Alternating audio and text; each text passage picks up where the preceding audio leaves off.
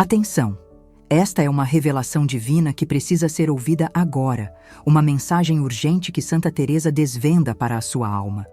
Você já se sentiu completamente desamparado por um diagnóstico, como se a última porta de esperança tivesse sido fechada pelos homens? E se a cura para a enfermidade que a ciência não consegue sequer nomear estivesse contida em um gesto de fé, uma passagem bíblica ancestral? Acreditaria que palavras escritas há milênios podem ativar um poder de cura tão imenso que desafia toda a lógica humana? Não saia daqui, porque o que está prestes a ser revelado pode ser a resposta que você implorou em suas noites mais escuras. Você já presenciou ou viveu uma cura que parecia impossível? Um momento em que a fé interveio onde a medicina parou? Qual é a sua história de esperança diante do impossível? Compartilhe sua experiência aqui nos comentários, pois sua história pode ser a luz que outra pessoa precisa para continuar acreditando. A fé, essa força invisível e poderosa que nos move, não é algo que se manifesta apenas em momentos de grandiosidade, em milagres espetaculares que viram notícia. Pelo contrário, a verdadeira essência da fé se tece nos fios do nosso cotidiano, nas ações mais simples e, por vezes, mais negligenciadas. Ela está presente no ato de despertar pela manhã e, antes mesmo de os pés tocarem o chão, elevar um pensamento de gratidão a Deus por mais um dia de vida, por mais uma oportunidade de respirar, de amar, de recomeçar.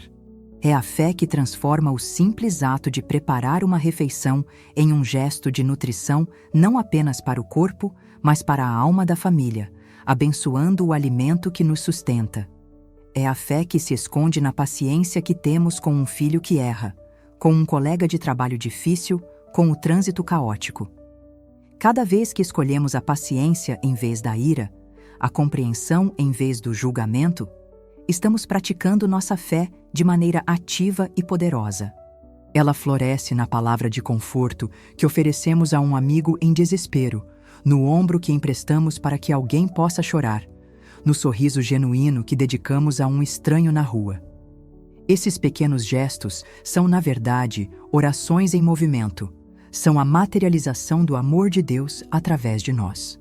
Quando cuidamos de um familiar doente, passando noites em claro, medindo a febre, oferecendo um copo d'água, não estamos apenas cumprindo um dever, estamos vivendo um evangelho prático, um evangelho de serviço e compaixão. A fé não é um amuleto que guardamos para usar apenas nas emergências. Ela é o ar que respiramos, a lente através da qual enxergamos o mundo. É essa fé cotidiana que constrói em nós uma fundação espiritual sólida, um alicerce inabalável que nos sustentará quando as tempestades da vida vierem. Porque as tempestades vêm para todos, sem exceção: a doença, a perda, a incerteza. E é nesses momentos que a estrutura que construímos dia após dia, com pequenos atos de confiança e entrega, é posta à prova. Muitas vezes, não compreendemos a profunda conexão que existe entre nosso estado espiritual e nossa saúde física. A ciência hoje já começa a aceitar o que a fé sabe há milênios. A angústia, o medo, o ressentimento e a falta de esperança podem, de fato, adoecer o corpo. O estresse crônico libera hormônios que inflamam, que baixam nossa imunidade, que abrem portas para enfermidades que, de outra forma, talvez não nos afetassem. Da mesma forma, um espírito sereno, um coração cheio de esperança e uma mente focada na confiança em Deus podem criar um ambiente interno propício à cura e ao bem-estar. A paz de espírito não é apenas um conceito poético, é uma realidade bioquímica. E é exatamente nesse ponto, na intersecção entre o corpo e a alma, que a sabedoria divina nos oferece ferramentas específicas, instruções claras para quando a nossa saúde falha e a esperança parece distante. Não se trata de abandonar a medicina ou a ciência, que são dons de Deus, mas de complementar, de ir além, de buscar a cura na sua fonte original, no Criador de todas as coisas. E essa fé, essa confiança inabalável que é cultivada no dia a dia, encontra um eco poderoso, uma ressonância direta nas Escrituras Sagradas, em uma instrução deixada para nós não como uma sugestão, mas como um mapa, um protocolo divino para a restauração.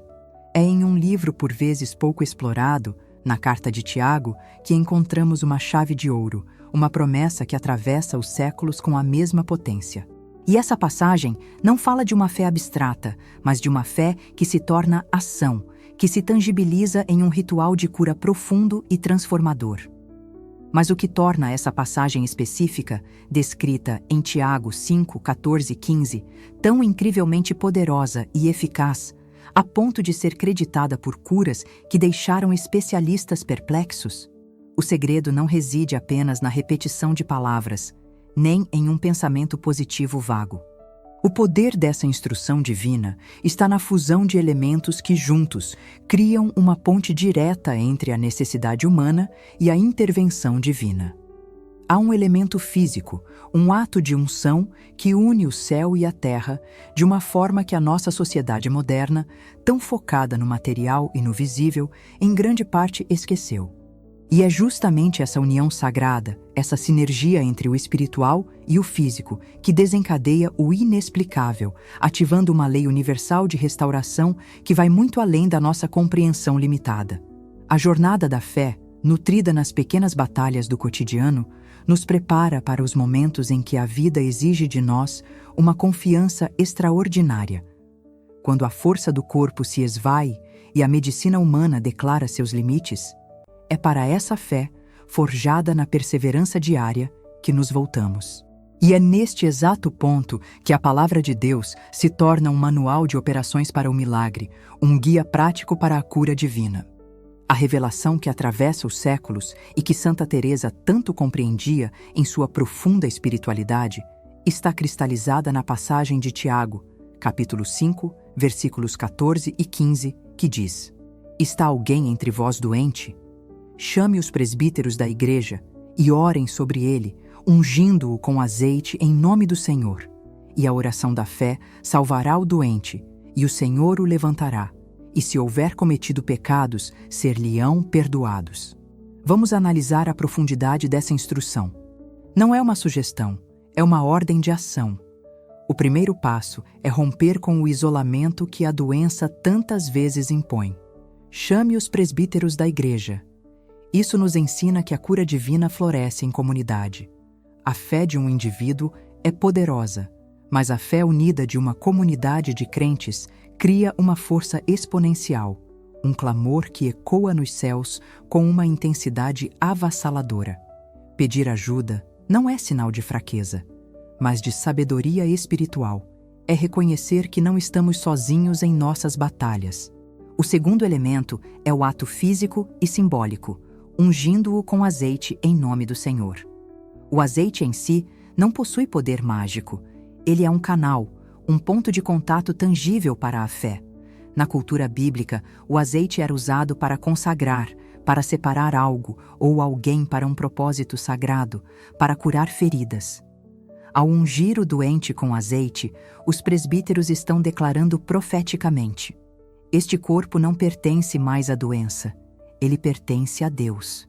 Esta vida está sendo consagrada novamente ao seu Criador, e em nome de Jesus, a autoridade da enfermidade sobre esta pessoa está quebrada. É um ato de fé que materializa a oração, tornando-a visível, palpável. E então vem o motor de todo o processo, e a oração da fé salvará o doente. Note que não diz a oração da esperança ou a oração do talvez. Diz a oração da fé. É uma oração que não duvida, que não vacila, que se ancora na certeza absoluta do poder e do amor de Deus. É uma oração que já agradece pela cura antes mesmo de vê-la, que se apropria da promessa com autoridade espiritual. Esta é a fé que move montanhas, a fé que Jesus tanto buscava nas pessoas que curava. A promessa é clara e direta, e o Senhor o levantará. Não há meio termo, não há talvez. A consequência da obediência a este protocolo divino é a intervenção do Senhor para levantar, para restaurar, para reerguer aquele que está caído. E a passagem vai ainda mais fundo, tocando na raiz de muitas enfermidades, que é a questão espiritual. E se houver cometido pecados, ser-lhe-ão perdoados. Isso revela a integralidade da cura divina, que não trata apenas os sintomas no corpo, mas busca restaurar o ser humano por completo, purificando a alma, aliviando o peso da culpa, que é, muitas vezes, uma causa subjacente de doenças físicas e emocionais. Portanto, a aplicação desta passagem é uma tecnologia espiritual de altíssima eficácia. É a combinação da fé comunitária, do ato profético da unção e da oração convicta que cria a atmosfera perfeita para o milagre. Mas como proteger essa atmosfera? Como manter nosso espírito fortalecido para que, quando a doença bater à porta, estejamos prontos e não desesperados? É aqui que a sabedoria divina nos entrega uma ferramenta não de cura, mas de proteção contínua, uma muralha espiritual. O Salmo 91. Este não é um salmo para ser lido apenas em momentos de aflição. O Salmo 91 é para ser vivido, declarado, memorizado, para se tornar a nossa morada espiritual. Ele é a armadura de Deus que vestimos todos os dias. Quando você declara, aquele que habita no esconderijo do Altíssimo, à sombra do Onipotente descansará, você está ativamente se colocando sob a proteção divina. Quando você afirma, nenhum mal te sucederá, nem praga alguma chegará à tua tenda, você está cancelando sentenças espirituais de doença, de acidente, de miséria. A peste perniciosa e a mortandade que assola ao meio-dia, mencionadas no Salmo, podem ser interpretadas literalmente como doenças e epidemias, mas também como as setas da depressão, do desânimo, do medo, que adoecem a alma antes de tocarem o corpo. Orar o Salmo 91 diariamente é como tomar uma vitamina espiritual, é fortalecer o seu sistema imunológico espiritual, é construir um campo de força ao seu redor e ao redor de sua família. Assim, a passagem de Tiago se torna o remédio de emergência, o protocolo de cura intensiva, enquanto o Salmo 91 é o estilo de vida saudável que previne e protege. Eles são duas faces da mesma moeda do cuidado de Deus. É a lança que ataca a doença instalada, o outro é o escudo que impede que o inimigo se aproxime. Viver sob a proteção do Salmo 91 nos mantém em um estado de prontidão de fé, com o espírito vigilante e o coração confiante. Mas como podemos garantir que essa oração da fé, mencionada por Tiago, não se torne fraca ou vacilante justamente quando mais precisamos dela, quando a dor física e o medo emocional se tornam quase ensurdecedores, gritando em nossos ouvidos que a cura é impossível? Existe um segredo para manter essa chama da fé não apenas acesa, mas ardendo com a intensidade de uma fornalha. Uma prática diária e consciente que transforma a simples esperança em uma certeza inabalável. Você está verdadeiramente pronto para descobrir como a constância se torna o próprio milagre, a chave que mantém a porta do céu aberta sobre a sua vida? Chegamos ao clímax da nossa jornada espiritual, ao ponto nevrálgico que separa a fé passiva da fé que opera milagres. A revelação de Tiago 5:14 e 15 nos entrega o que e o como do protocolo da cura divina, mas é a constância na nossa caminhada com Deus que determina a força e a eficácia dessa prática. É aqui que o refúgio do Salmo 91 se torna absolutamente essencial, não como um ritual mágico, mas como uma disciplina espiritual que nos transforma de dentro para fora. Imagine um soldado que só decide procurar sua armadura no meio da batalha. Suas chances de sobrevivência seriam mínimas. Ele estaria vulnerável, assustado, e seus movimentos seriam desesperados. A armadura, para ser eficaz, precisa ser vestida antes que a guerra comece. O Salmo 91 é essa armadura espiritual. A oração diária deste salmo não é uma mera repetição de palavras, é um ato de vestir-se com a proteção de Deus. Cada versículo é uma peça dessa armadura. 1000 cairão ao teu lado e 10.000 à tua direita, mas tu não serás atingido. Não é uma frase de efeito, é um decreto de imunidade espiritual que você proclama sobre sua vida. Ao fazer isso todos os dias, pela manhã ao acordar e à noite antes de dormir, Você está treinando sua mente, seu espírito e até mesmo suas células para viverem em uma frequência de fé e não de medo. Você está se acostumando com a realidade da proteção divina, tornando-a sua verdade fundamental. Essa prática constante cria um reservatório de fé. Quando a crise chega, quando o diagnóstico inesperado abala suas estruturas, você não começa do zero. Você já está habitando no esconderijo do Altíssimo. Sua fé não é uma faísca frágil que qualquer vento de má notícia pode apagar. Ela já é uma fogueira que arde com a memória de inúmeras declarações de confiança. A urgência de adotar o Salmo 91 como uma prática viva e diária reside no fato de que vivemos em um mundo onde somos constantemente bombardeados por setas invisíveis. Notícias de doenças, crises econômicas, violência, palavras de desânimo, diagnósticos que soam como sentenças de morte. Essas setas visam perfurar nossa paz e instalar o medo em nosso coração, pois o medo é o oposto da fé. O medo paralisa, adoece e nos desconecta da fonte de poder divino. A oração constante do Salmo 91 cria um escudo defletor. As setas podem até ser lançadas, mas elas não te atingem. Você as vê passar, mas elas não penetram sua morada espiritual. Essa segurança celestial é o que sustenta a oração da fé que Tiago menciona. É muito mais fácil orar com convicção pela cura quando seu espírito já está saturado da certeza da proteção e do amor de Deus. Você não está pedindo a um Deus distante que talvez o ouça. Você está falando com o Pai, em cujo esconderijo você habita, a cuja sombra você descansa. A oração deixa de ser um pedido de socorro desesperado e se torna uma conversa confiante com aquele que tem o controle de todas as coisas. A intensidade e a urgência de incorporar esta prática em sua vida são proporcionais ao desejo que você tem de viver livre do tormento do medo. Não espere a doença chegar para buscar o escudo.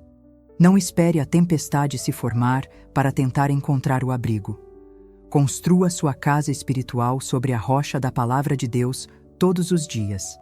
Que a declaração do Salmo 91 seja a primeira coisa que seus lábios pronunciam pela manhã e a última que ecoa em seu quarto à noite.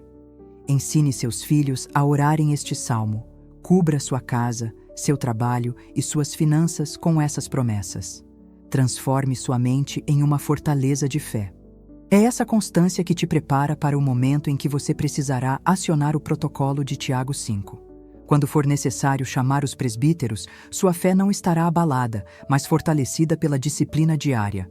A unção com o azeite não será um ato de desespero, mas uma confirmação da consagração que você já vive. E a oração da fé fluirá de você e da comunidade com uma autoridade inquestionável, pois ela virá de um lugar de intimidade e confiança, e não de pânico.